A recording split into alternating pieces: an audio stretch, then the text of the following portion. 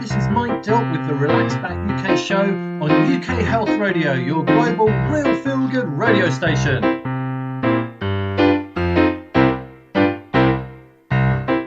On the Relax Back UK show, we explore all kinds of health topics, so keep listening and enjoy the ride.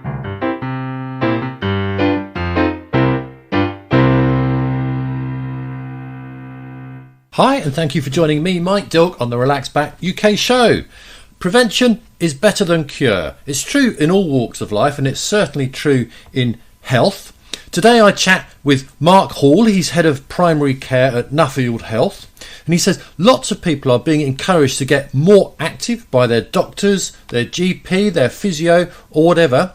And gyms are really finding that their customers are more health oriented. What we are finding is practitioners and healthcare professionals are really pushing exercise and fitness and well-being as a preventative medical way of preventing illness. So the message is, gyms aren't full of muscle-bound grunters that kind of make awful noises and lift enormous weights, but lots of regular people just trying to keep a bit healthier. Nothing against the muscle-bound grunters, by the way, but you guys generally are a bit of a minority, I think. He also talks about something very close to my heart, literally close to my heart. Lots of people may have high blood pressure and not know about it.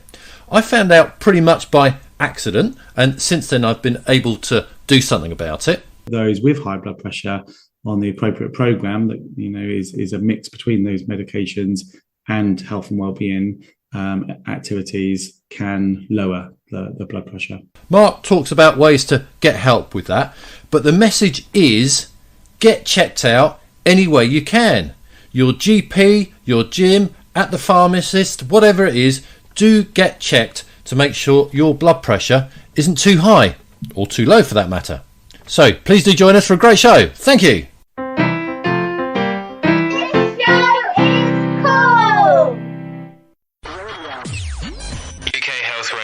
The station that makes you feel good.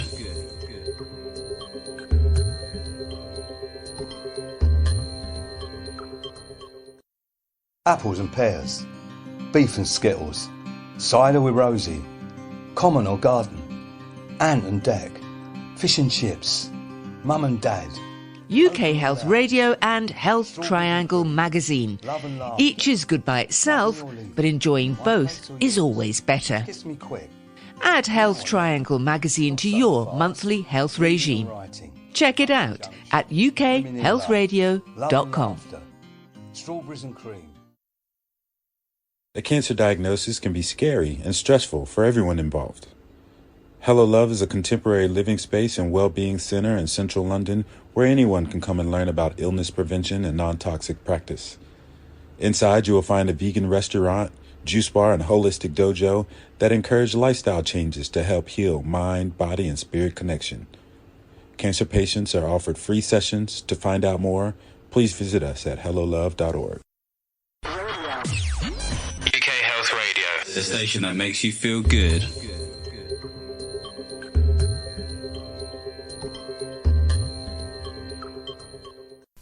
So, Marc Holl is head of primary care at Nuffield Health.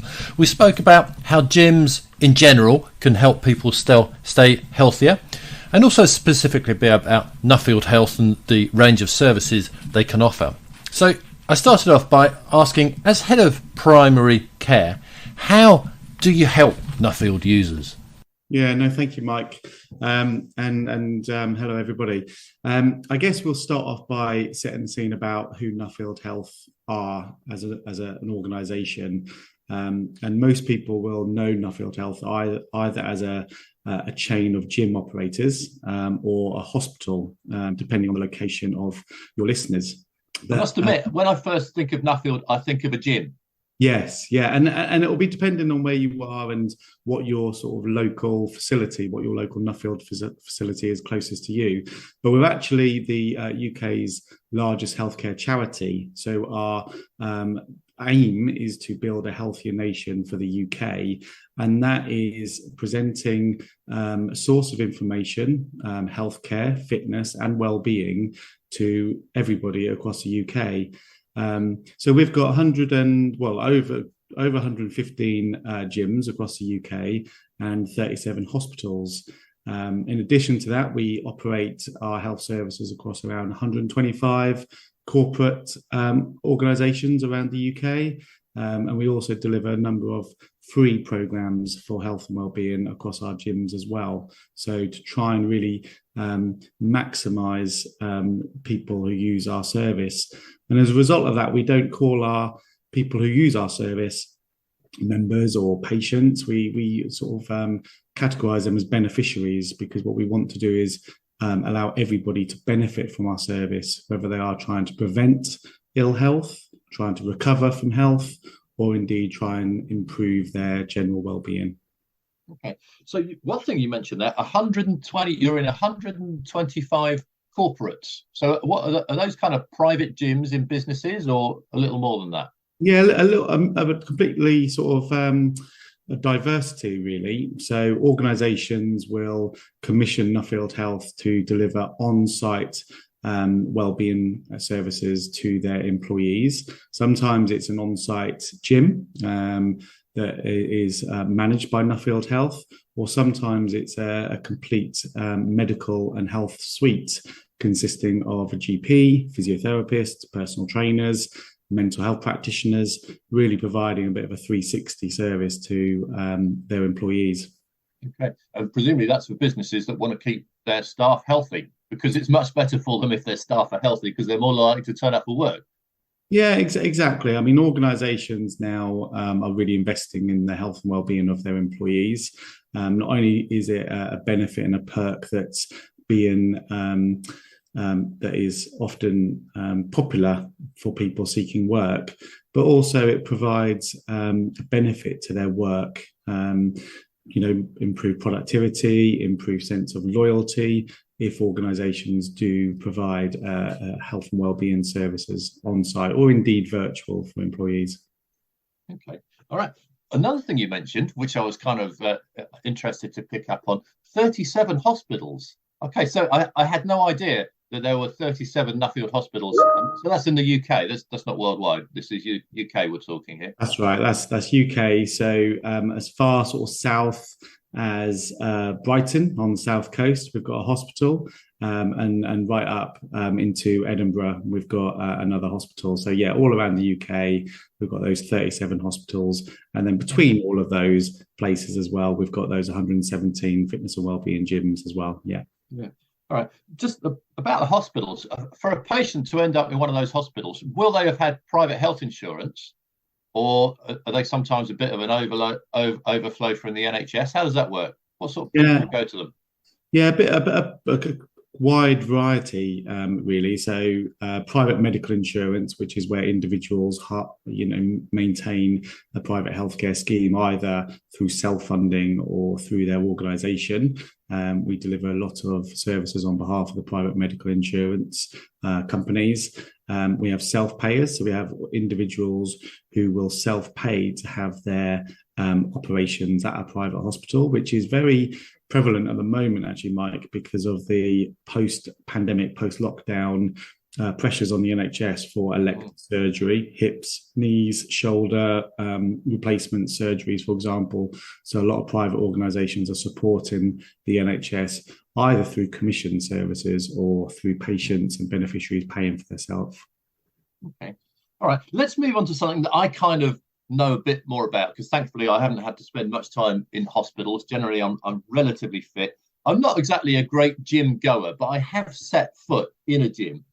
And that's just kind of, as I said at the start, when I think of Nuffield, I sort of think of gyms, but now I've been put right a little bit. When most people go to your gyms, do you think they're looking to sort of get fit generally, or looking to help with a sort of a specific health concern? Might have they been to see their doctor and the doctor said, look, Al, you need to get down the gym to, sort a particular issue out. What is there a general sort of thing people are looking to do?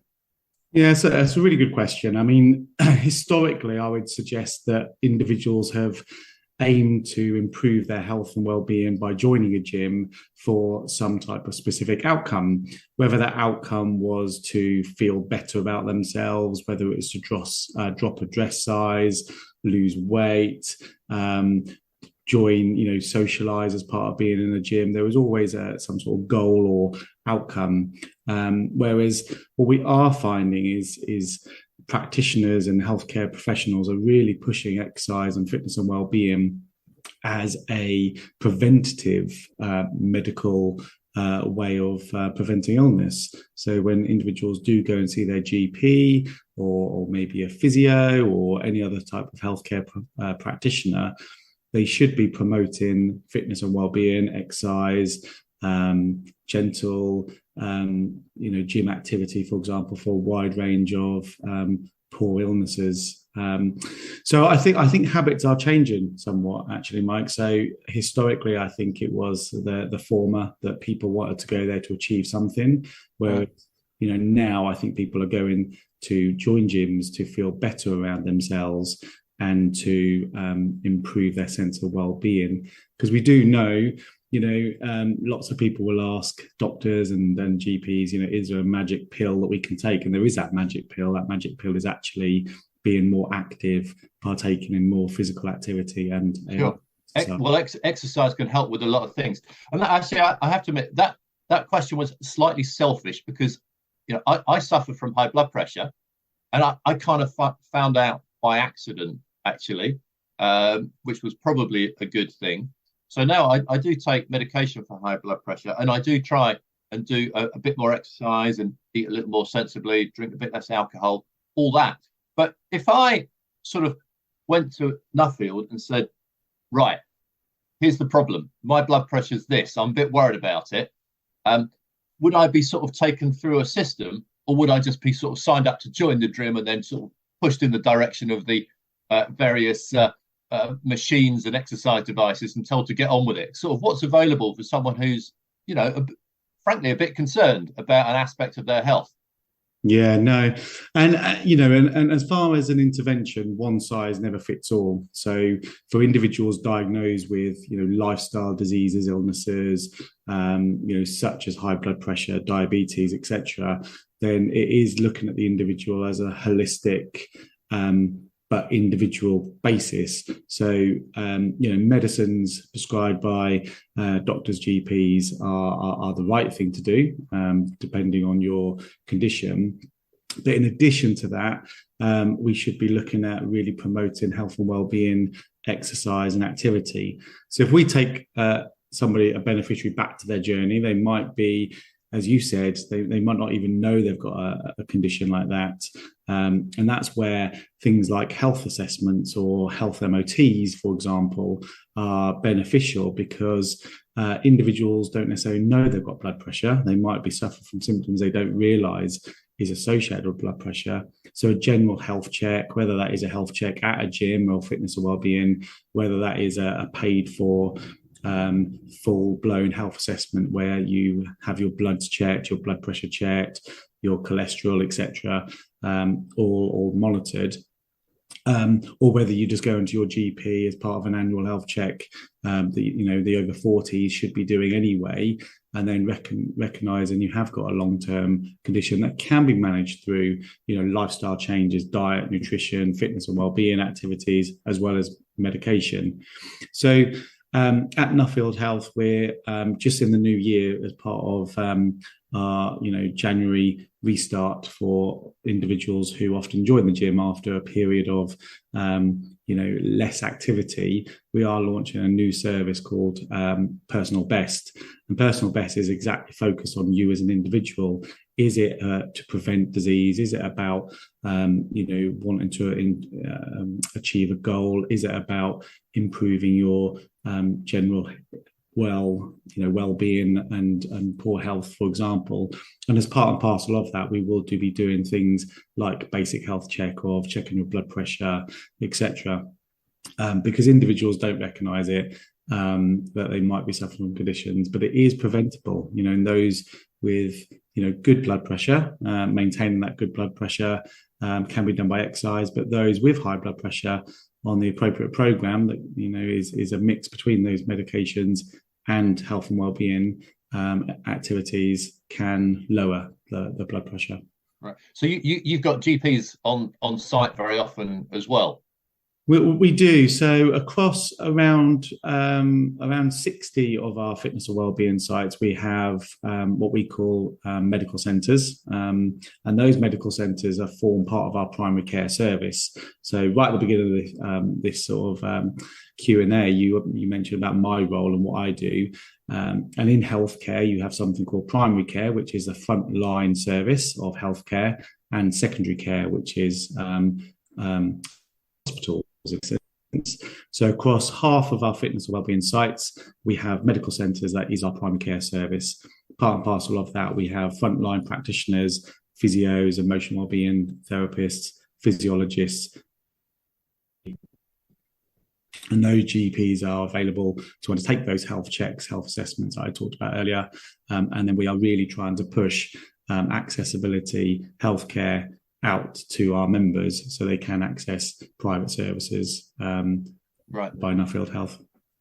I suppose what I'm getting at is if I went along, or a member went along for one of these health checks, which is, I guess, is from a GP, and they, and this throws up a problem, would I then be moved to the most appropriate sort of exercise? Because if my blood pressure is kind of under control, but if it was really alarmingly high, and I suddenly went and did a really difficult spin class, that might not be the best course of action. No, I should be. It should be suggested I go to the correct sort of exercise class. Yeah, absolutely that. And it's about it's never about going from zero to become a fitness hero, overnight and quickly. And nobody would advocate that, particularly if they're diagnosing or picking up some early lifestyle illnesses, for example. So the duty of care of your GP, so your NHS GP, is always your kind of personal GP. So our GPs may indeed flag something, and they will always write to your NHS GP because they've got the central duty of care. However, what our GPs will be doing is recommending activities that as a patient, as a beneficiary, you can access. And one of our aims, as I said at the beginning of the call, is to build a healthier nation. What we want to do is deliver that through connected health. And that means that whether you are seeing a qualified doctor, a GP, a physio, health assessment, physiologist, or an emotional wellbeing therapist, what we want to do is go, okay, well, I'm going to look after you for this element of it, but let's refer you to a colleague on the gym floor that can take you through some very gentle cardiovascular activities, gentle cycling, a run on the treadmill, some uphill walking that might benefit. And then we can check up on you after you've been doing that activity.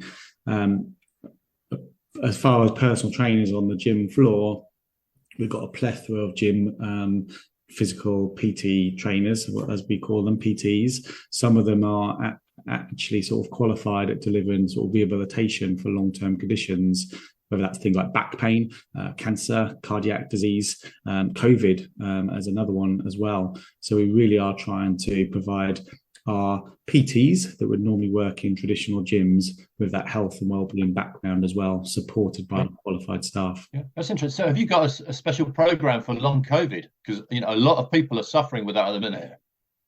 Yeah, we have. I mean, the data at the moment is showing that sort of I think it's now 3 million with ongoing COVID symptoms, whether that is formally diagnosed as long COVID, or part of those symptoms, shortness of breath, fatigue, anxiety as well. And as part of our response to COVID, we developed that flagship program, as we call it. Our flagship programs are rehab and healthcare programs that are free for our beneficiaries at zero cost. And we often develop those programs based on a shortness of accessible services out there in the community, being rehabilitation. There's a real shortage of community rehab out in the UK at the moment, and it is indeed a postcode lottery. So based on where you are will determine what type of rehabilitation you get. So during COVID, early on, around take our thoughts back to sort of April, May 2020, we recognised that there would be a long-term impact to the health of the nation as a result of COVID. So a project team came together to form a programme and design a long-term or a 12-week programme to focus on long-term effects of COVID-19. Developed jointly by a multidisciplinary team within Nuffield Health, but also some experts from outside of Nuffield as well, local universities, etc. So it's a multidisciplinary service supported by physiotherapists and developed and delivered by our rehabilitation specialists out in our fitness and wellbeing gym. Good. I mean, that sounds like it could be very useful, potentially help a lot of people. One thing that I've really noticed, if I'm doing any exercise program or what have you, to kind of keep me engaged, there has to be some I don't know, some sort of level of maybe community spirit or being part of a club, this kind of thing. It just makes the whole thing a lot easier. And also, I think it can be very beneficial for kind of emotional well-being as well. You know, if I don't know, if there's a club that does running every something or other night, and you know you're going to meet some like-minded people, and you go do your exercise and have a bit of a chat as well. Does Nuffield kind of work at trying to promote a kind of a community spirit to essentially to keep people coming back? Because sometimes it's just a lot more than exercise. It's it kind of helps lots of our needs, if you like. Yeah, no, absolutely, Mike. And as human beings, we are social beings. We part and parcel of our genetic makeup is that we like being around people and we like socializing. And that's why during lockdown, loneliness became a real issue for some, because we're not used to being alone. We like to speak to people. We like to meet people. We like to socialize with people. And health and well-being is no different to that. If I focus on our primary gyms, our group exercise, so our cycling activity within the gyms, our group exercise are one of our most popular types of activity that is found in our gyms, whether that is a bit of competition between those partaking in some of that activity, or whether that is indeed combining fitness and well-being with that of being in a group. Secondly, the flagship programs I talked about, we have got that COVID-19 program. We've just launched a cardiac, hearts and minds rehabilitation program as well. And we've got a program that's designed for those with long-term joint, hip, knee, back conditions, for example. And what we find, I suppose it's good to know it's just you're not alone. If nothing, if you're going there because you got bad back pain, you come across a few others that do as well. Exactly that, and what we often find in listening to our beneficiaries who's accessed that service, I just had one land on my inbox just yesterday afternoon, actually, from a beneficiary, from a participant who'd completed a program.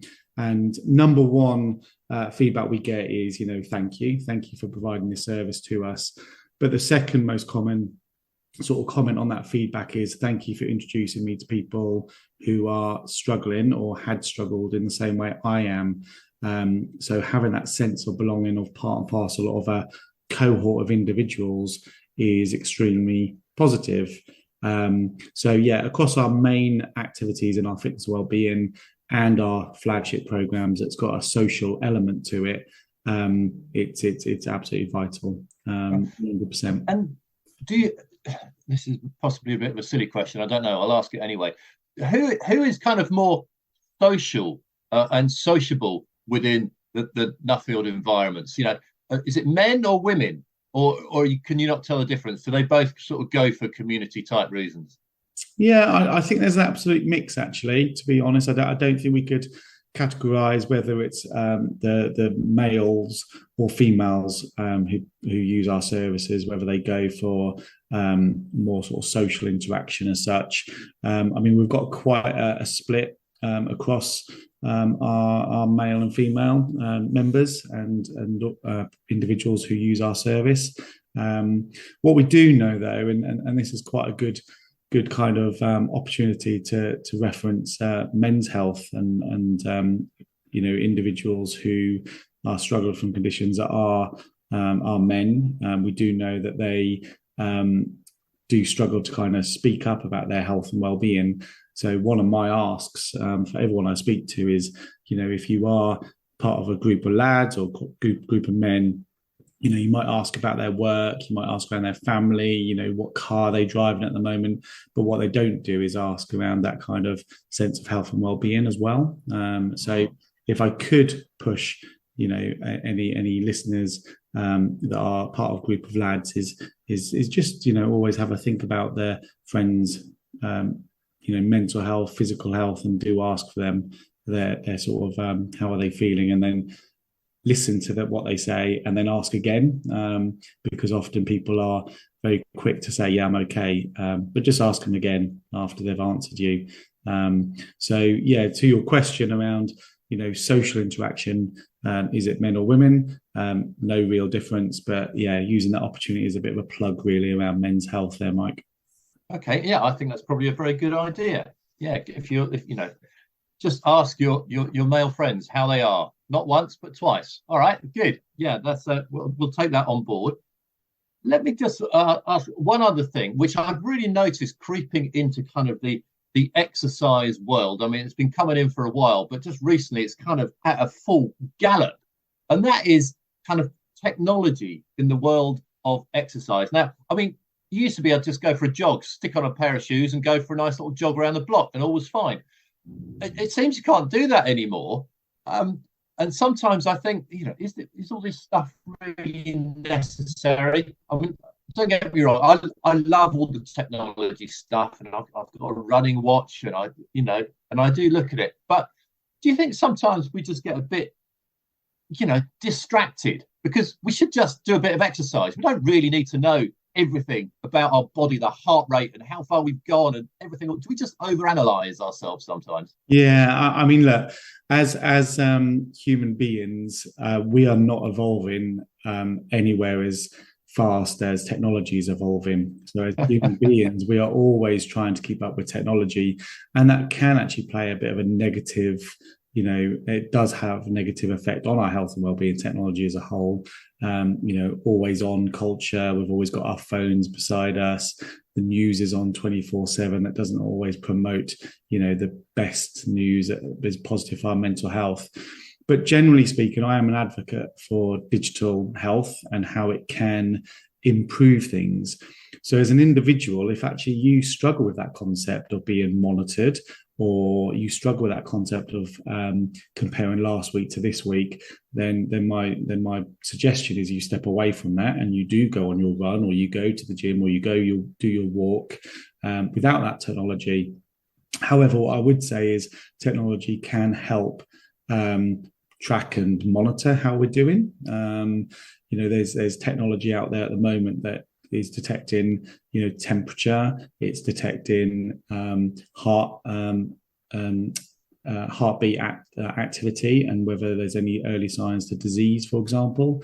So what we wouldn't want to do is promote digital technologies to the worried well, those that would look into it deeply and start to think that there's anything wrong with their health and well-being, because they can become slightly obsessed with that digital reading, for example. But generally speaking, if it can motivate you, if it does help you progress and improve, then I'm actually all up for it. Without technology, we wouldn't have had some of the services that we've got. Exercise in the living room on your smartphone, or using online videos, for example. That is low level technology that has enabled people to become active at home during lockdown and after lockdown, but also very basic sort of step count watches, for example. I do know people without that wouldn't go for that extra walk at lunchtime, or wouldn't go for a walk after work because they haven't hit their 10,000 steps. So if that little device on your wrist is promoting a little bit more activity, I'm actually all up for it. Yeah, I guess horses for courses. Yeah, as you say, it doesn't necessarily work for everyone. Okay, but does Nuffield take it on board? In some gyms, I know you get kind of leaderboards at the front of the exercise group and all this kind of thing. And sometimes it's leaderboards across gyms across the country and all that kind of thing. Does Nuffield get involved with that? Less so around the leaderboard, because it's all around you as a person. Hence the new service we're providing in January for our gym members is personal best. So it's all about you delivering your best for you personally. So the majority of our machines actually in our gyms have got links to an app. So if you wanted to, you could download the Nuffield Health app that allows you to track and trace how you are doing as far as progress from a mileage perspective on a treadmill or cycle, or how many weights you're lifting this week compared to next week. So again, if you want that technology, you can track it. What we don't advocate though is competition between members, unless members actually call out and say that's what we want, and then people want to sign up for it.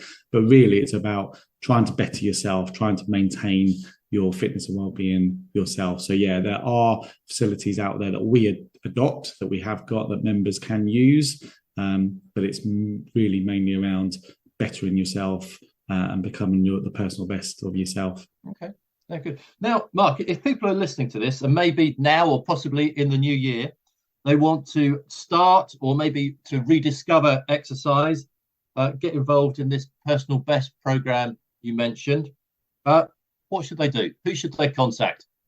Yeah, great stuff. I mean, the first and foremost, we've got to recognise that we're all on a spectrum. There's some brilliant activities out there that allows people to go from couch to 5K. There's a well-known app out there that can allow people to do that.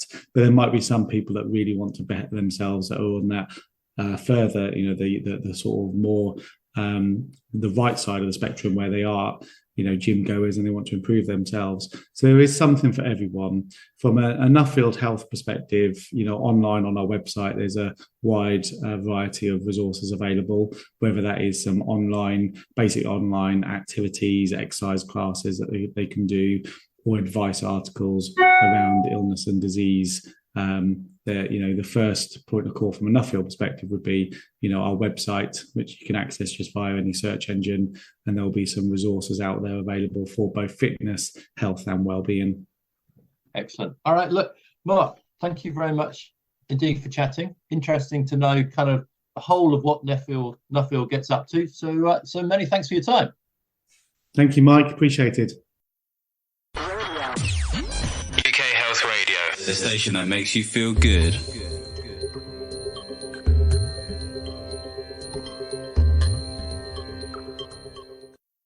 A cancer diagnosis can be scary and stressful for everyone involved.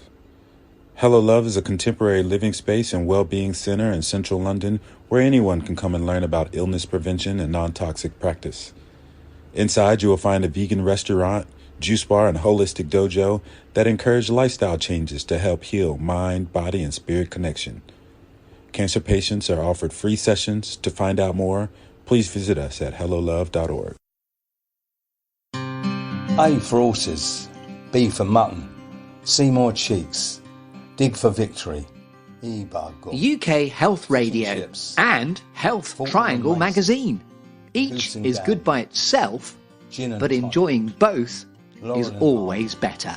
Marks and Spencer. Add Health Triangle magazine to your monthly health regime. Check it out at ukhealthradio.com. T for two. UK Health Radio, the station that makes you feel good.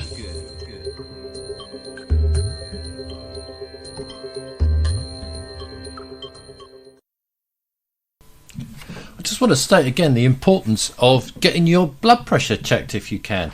I found mine was high, and I'm kind of active, well, reasonably active, maybe a bit overweight, maybe drinking a little bit too much wine, but I felt absolutely fine. And I was at an exhibition, and there was a machine, one of these machines that takes your weight and does your blood pressure, that sort of thing. And I had a moment or two to spare, so I jumped on the machine, and the guy at the stand told me that actually your blood pressure is alarmingly high and you need to get it checked out. Go and see your GP, something like that. So it really was a lucky accident. I went to go and see the GP. I got some medication and changed my lifestyle somewhat. I started to eat a little more healthier, try and drink a little bit less, do a bit more exercise. But the point is, I just kind of found out by accident. So if you can, get your blood pressure checked. It really could be a very useful thing to do. So anyway, many thanks to Marc Holl, Head of Primary Care at Nuffield Health, for being a guest on this week's show. And of course, thank you to you for listening. That was the Relax Back UK show with me, Mike Dill. Thank you for listening, and please do join us again next time.